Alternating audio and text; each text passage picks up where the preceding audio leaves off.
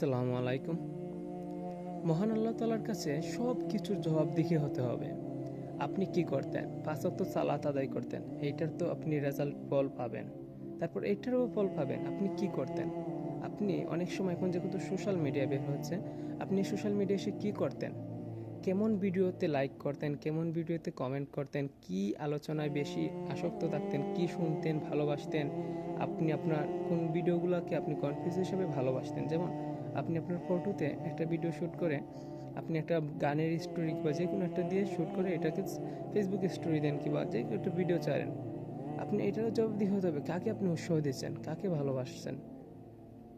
যারা ইসলামের বিধান ছেড়ে, যেমন অনেক মুভি টুভি এগুলো হলো ইসলামের বিধানে কোনো নিয়ম নেই, যেমন দেহগুলা ভিডিও, এইগুলাতে আপনি মন খুলে উৎসাহ দিলেন, তাই আপনি এগুলাতে জড়িত থাকলেন, তাদেরকে উৎসাহ দিলেন, তাই আর একটা ভিডিও তারা বানালো।